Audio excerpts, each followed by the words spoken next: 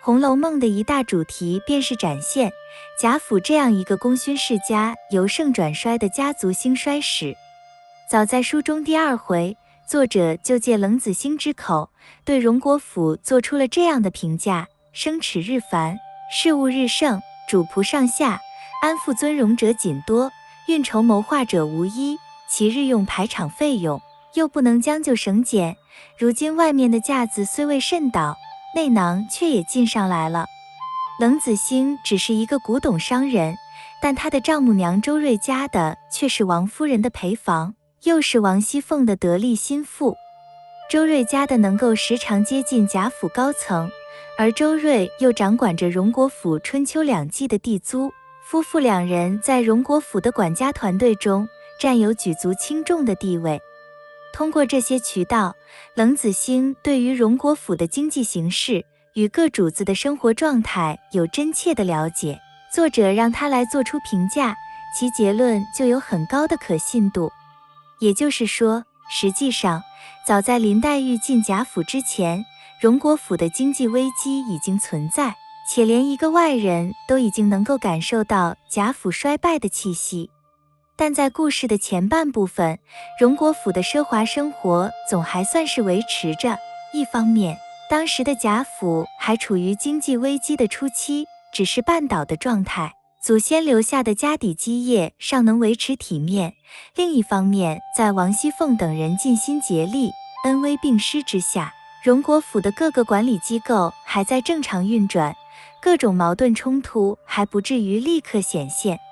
总体而言，在《红楼梦》的前半部分，贾府的富贵景象仍然盖过了衰败气象。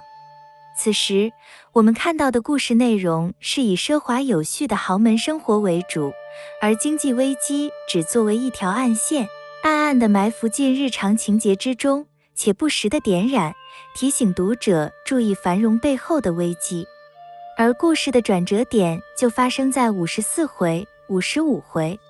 54回是一场极热闹的元宵家宴，阖家欢庆，彩灯高挂，烟花齐鸣，喜庆的氛围达到了顶点。及至到了55回，作者的写作笔调陡然变急，氛围也急转直下，由热闹变为肃杀。故事主角也由主子层面向各管家层面以及各奴仆丫鬟层迁移。此后，荣国府的经济危机不断凸显，各种矛盾冲突也陆续爆发，衰败气象蔓延至府内生活的方方面面，悲伤凄凉的氛围也渐渐地体现出来了。而分析从第17回的元春省亲开始，到第54回里的元宵节家宴，有36回20余万字的篇幅。如果仔细排列其间的时间标识与顺序，可以发现作者其实只写了1年的事。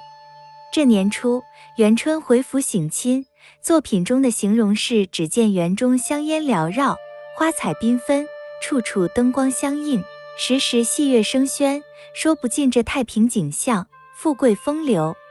元春回宫前最后一句话，则是倘明岁天恩仍许归省，万不可如此奢华糜费了。作者此时如此渲染贾府之繁荣，目的之一就是要衬托出日后的衰败。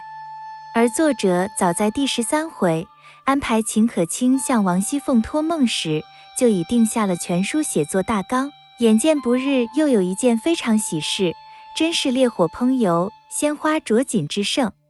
要知道，也不过是瞬息的繁华，一时的欢乐，万不可忘了那盛筵必散的俗语。此时若不早为后虑，林妻只恐后悔无益了。曹雪芹在年少时就经历过曹家的衰败，早年的生活经历让曹雪芹对大家族由盛转衰过程中所经历的种种世态炎凉、人情冷暖深有体会，也让他能够如此熟悉家族兴衰背景下的种种生活场景。而曹雪芹整部书的构思，正是通过繁华与落寞的前后对比，来展示贾府的经济危机从产生到发展，到最终导致家族衰败的全过程，并以此揭示贾府走向衰败的原因。而这其中有一个小人物就起了很大的作用，便是乌进孝。乌进孝向宁国府缴租的故事发生在第53回，正是贾府过年的前夕。全书由盛转衰的转折点位置。乌进孝是宁国府的庄头，他缴租的多少决定了宁国府经济状况的变化，而这次他又使宁国府失望了。贾珍看到缴纳的财物后，抱怨道：“这够什么的？真不叫人过年了。”乌进孝则对贾珍解释说：“今年年成实在不好，从3月下雨起，接连直到8月，竟没有一连晴过5日。9月里一场碗大的雹子，方近1300里地，连人带房并牲口粮食，打伤了上千上万的。相比之下，荣国府受灾的情况更严重。”乌进孝还告诉贾珍，爷的这地方还算好呢，我兄弟离我那里只100多里，谁知竟大差了。他现管着那府里8处庄地，比爷这边多着几倍，今年也只这些东西，不过多2-3千两银子，也是有饥荒打呢。乌进孝缴租其实是作者一石二鸟的写作手法，明写宁国府，同时也带上了荣国府，因而乌进孝缴租也是我们考察荣国府经济状况的重要参考样本。贾珍训斥乌进孝时说：“今年你这老货又来打擂台来了。”一个又字表明，宁国府与荣国府的庄田至少是连续2年欠收了。在这种情况下，荣国府的经济困境已开始显露。乌进孝说到荣国府庄田欠收时，站在一旁的贾蓉还附和了一句：“果真那府里穷了。”贾蓉说这话的依据是，听说王熙凤和鸳鸯悄悄商议，要偷出老太太的东西去当银子呢。贾珍认为荣国府还没穷到如此地步，这肯定是王熙凤必定是见去路太多了，实在赔得很了，不知又要省哪一项的钱，先设此法使人知道，说穷到如此了。这段描写既写了王熙凤的心机手腕，同时也表明王熙凤确实已感受到经济困境阴影的压迫，而且她还是个伏笔。到了第72回，原本只是说说而已的预案竟真的要实施，贾琏急着央求鸳鸯将贾母查不着的金银家伙拿去典当，这是书中荣国府首次面临着资金链即将断裂的窘状。其实早在书中前半部分，荣国府的资金维持就已经相当脆弱，作者在第53回描写的又一次欠收，很快就使原先处于潜伏状态的经济危机表面化了。主子们第一次明显地感到了钱不够使，在第55回里，曹雪芹就让荣国府的管家人王熙凤首先提出了危机的降临，家里出去的多，进来的少，凡百大小事仍是照着老祖宗手里的规矩，却一年进的产业又不及先时，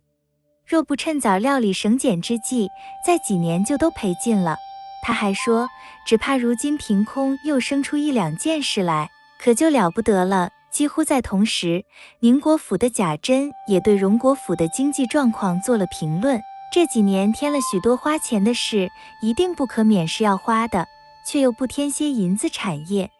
这1-2年倒赔了许多，庄田连年欠收，开销却在增加，入不敷出已成定局。稍后，黛玉也感受到了危机的阴影，提出如今若不省俭，必致后手不接。可是宝玉对黛玉的忧虑颇不以为然，认为凭他怎么后手不接，也短不了咱们2个人的。